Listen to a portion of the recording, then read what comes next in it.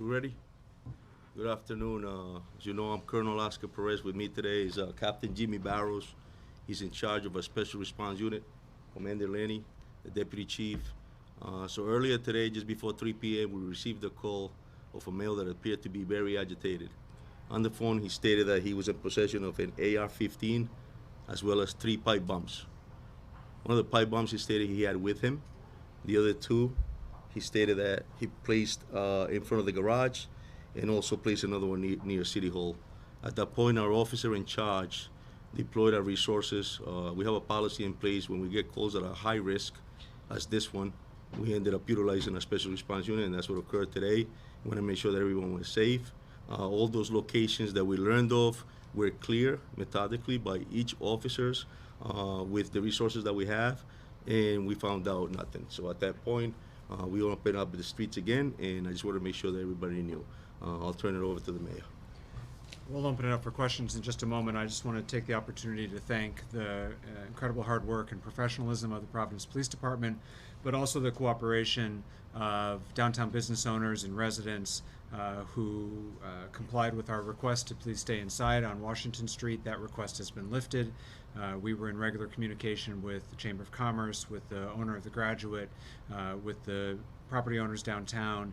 I want to thank RIPTA for helping reroute buses temporarily, and everyone in the city who may have experienced this disruption today. It was a serious threat that we took seriously, and we will always do so to make sure that we can keep our residents and visitors safe. But we're happy to report that there was no credible threat found. At this point, we'll open it up for questions. Anybody have a question? No one's arrested. We have some information, some details. We'll be following through with that. We did receive the information that it was a number that came from an app on the internet, and we'll be able to follow through on that. It takes time, but detectives have it. So. Would you classify this as a swatting call? We hear that often. Correct. At this point, that's what it seems like, and like I said, detectives will investigate further, and if it's anything that we need to follow through with, someone's going to get charged, we'll hold those accountable. This person called police? Correct. They called our communications department, and at that point, the call came in, and like I stated earlier, it was a male who was very agitated, and so we put it up. Were any items found at all? No. Can you speak to these swatting calls? I know they're very frustrating for you as chief and police departments. They take a lot of resources, right? They do. You're correct, and it's not just Providence. It's all over the nation, as you can see. It's happened in major cities, and the resources are the resources. And when these high-risk calls come in, it's just we immediately have to act on, because the last thing we want is something to actually occur and not be ready for it. That's what we train for every day. The Providence Police Department is ready to ensure the safety of the city. And as you saw today, we have the resources. We have our mayor who's very supportive, and we have the tools that we need to ensure that the safety is there. Colonel, around the same time, we saw some tactical teams, large police presence up at Crossroads, Broad Street as well. Was that connected at all? Can you speak to that at all? Yeah, correct. So, when things like this happen, we investigate, and something came up where we had some info that potentially it came from that area, and a person was looked into, and that's why officers responded to try and locate an individual that we thought was responsible. But that's not correct. We had heard that there was a person at City Hall yesterday who was agitated. Are these connected? I'm not sure about that, but I don't think it was. No, it's not. It wasn't. La comunidad está bien, no hay ningún problema. No hay ningún problema. Verdaderamente es un incidente de high risk, como dije ahorita, y la policía de Providence está preparada para asegurarnos de que nuestra comunidad esté segura. Y lo que pasó hoy es esas llamadas que muchas veces son falsas.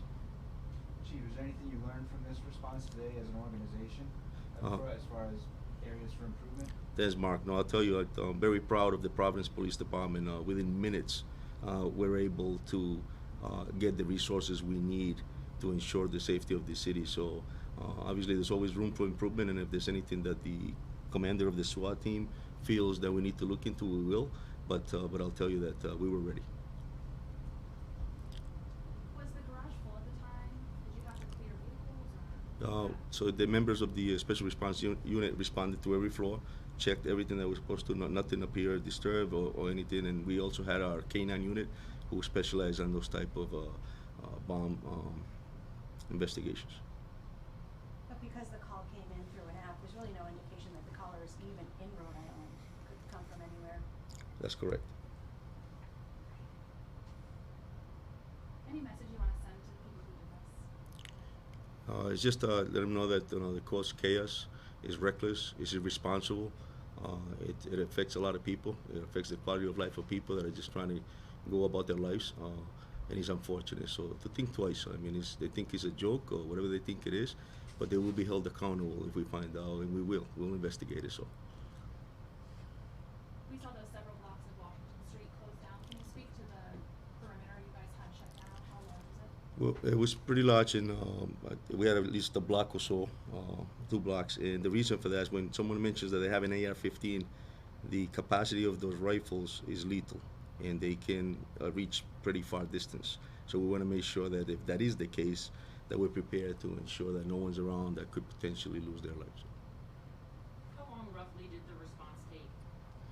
It took about, by the time the call came in and by the time we set up, we were there within 30 minutes, if I'm correct, maybe a little longer. Less than that.